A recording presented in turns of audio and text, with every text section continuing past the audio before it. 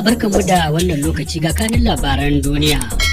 Jami'an sa kai tare da sojojin Najeriya sun kutsa kai makoyar Bello Turji da ke jihar Zamfara inda suka hallaka yaransa kimanin 100. Fashewar na'urar rarraba wutar lantarki a birnin Bangi na Afirka ta tsakiya ya hallaka ɗalibai da ke tsaka da zana jarabawa akalla 29. Sakataren tsaron Amurka ya ce ko shakka babu hare-haren kasar sun lalata tashoshin nukiliyar Iran a daidai lokacin da majalisar dokokin Iran din ta kada kuri'ar janye kasar daga yarjejeniyar hukumar makamashi ta duniya IAEA. To jama'a assalamu alaikum. Jami'an sa kai tare da tallafin gwamnan jihar Zamfara sun kai farmaki a maboyar 'yan bindigar nan Bello Turji da ya addabi mutanen yankin inda suka yi nasarar kashe sama da yaran shi 100. A wani ba ta kashin da aka kwashe sa'o'i da dama ana fafata tsawon shekaru waɗannan 'yan bindigan da ke ɗauke da makamai suka kwashe suna kisa da garkuwa da mutane don neman kuɗin fansa. Ibrahim Malam Tulo ya haɗa mana wannan rahoto. 'Yan sa kan sun kai samaman ne a ranar talata da ta gabata tare da tallafi na jami'an hukumar farin kaya da nufin tarwatsa sansanin ɗan bindiga Bello Turji. Dukkan da yake ba a same shi ba amma an kashe masa yara sama da 100. Dr. Yahuza Ahmed Getso mai fashin baki ne akan harkar tsaro a tarayyar Najeriya ya yi tsokaci a kai. To idan ta tabbata bayanan da suke fitowa dangane da sakamakon wannan farmaki wanda aka kai wa maboya ko mazauna ko mafaka ta shi Bello Turji, wannan ana iya cewa an yi wani abu na a zo a gani kuma abin yabawa, kuma in ta tabbata yawan maharan da ake maganar cewar an samu kashewa kuma shi kanshi ya sha da kyar. To yar manuniya ta nuna cewar lallai gwamnatin jihar da mutanen jihar sun yi ta maza kuma sun yi da gaske da niyyar cewa za a iya yin abin da ya kamata. To ganin yadda ake cikin aikin noma a irin wannan lokaci, to ko wannan farmaki zai iya tasiri na sama ma mutane sa'ida su yi aikin noman su yadda ya kamata? Na ma dai Dr. Yahuza ya amsa da cewa. To a nan fa gizo yake saka, saboda ai muna iya ɗaukar kimanin satittika 6 da suka wuce mai duban menene ya faru. Jami'an tsaron Najeriya waɗanda ba zan bayyana ko su wane ne ba, sun kai hari a satin farko da sati na biyu da sati na uku da sati na hudu da sati na biyar da sati na 6 wanda muke ciki yanzu. Amma bayan kai harin nasu suna fitowa su bar baya da kura inda suke barin wato maharan da su kare daukar mataki akan garuruwan jama'a inda suke korasu suke kore musu abinci. Saboda kaga tunda wannan abu kuma ya zo da damuna, to abin zai kara ta'azzara domin za su yi amfani da damar domin tabbatar da cewa sun hana noma a guraren da ya kamata. Ibrahim Malam Cillo, Lagos, RFI Hausa. Gwamnan jihar Kebbi da ke Najeriya Dr. Nasir Idris ya bayar da shawarar yanke hukuncin kisa kan mutanen da ke taimakawa 'yan bindiga da bayanai. Gwamnan ya yi wannan furucin ne a yin ziyarar jaje da ya kai wa iyalan waɗanda suka mutu a hare-haren 'yan bindiga da suka kai a ƙananan hukumomin Zuru da Yabu da Danko na jihar. Cikin fushi gwamnan Nasir ya sha alwashin kare jama'a daga munanan hare-hare. Rundunar sojin Najeriya ta tabbatar da kashe dakarunta 17 yayin wani ba ta kashi da 'yan bindiga a karamar hukumar Bangi na jihar Neja. Yammacin ranar Talata da ta gabata, dakarun rundunar sojojin Najeriya ta yi gumurzu da 'yan bindigan ɗauke da muggan makamai a wannan yankin mai fama da matsalolin tsaro.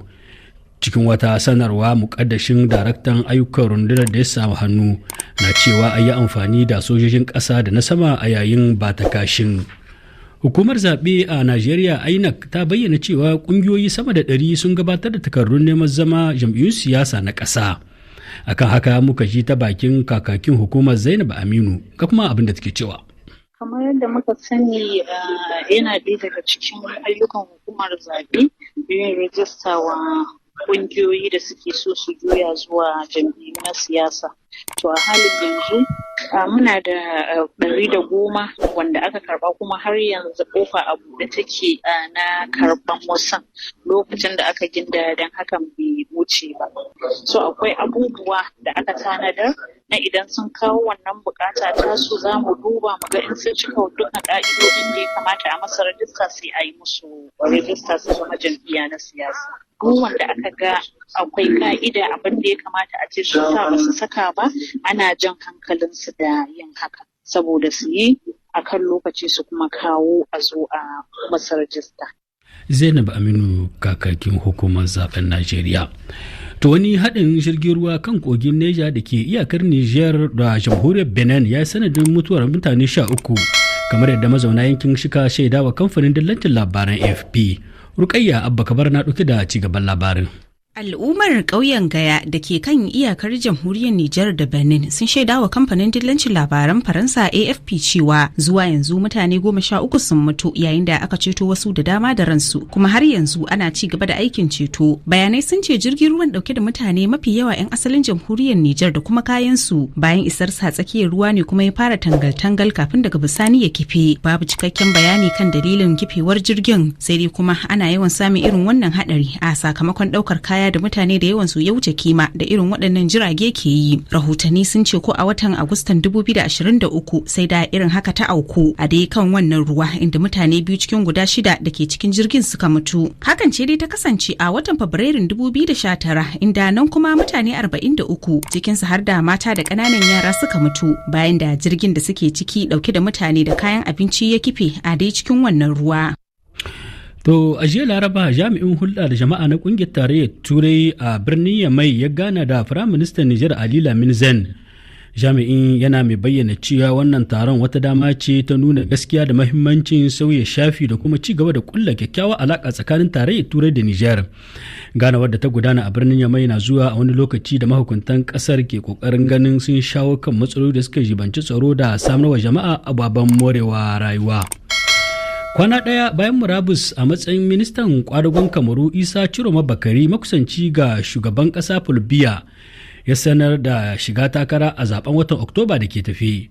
Ciroma ya sanar da shiga takarar ne cikin wata doguwar wasiƙa mai shafuka 24 da ya aika wa 'yan ƙasar Kamaru, wanda a ciki ya cicciki mulkin Paul Biya na shekaru sama da 40, lamarin da ɗauki hankalin 'yan ƙasar a ciki da waje. Farfesa Uba Ali Muhammad, masanin falsafa kuma mai sharhi kan al'amuran yau da kullum a Yawundi, ya yi tsokaci kan lamarin. Na farko akwai ɓangaren ƙasan Kamaru da suke nunawa babu wani tasirin da je yi tunda a da an ba shi alhakin ya haɗa kan 'yan hamayya a fitar da ɗan takara ɗaya tak, ya gagara. Maimakon ya yi haka ya tsallaka ya koma man gwamnati. Hasali ma wa'in suna nunawa cewa ai gwamnatin ne ta shirya wannan makarkashiyan domin ya fito ya yaudari mutane har shugaba Paul Biya mai ci ya sake ya zarce.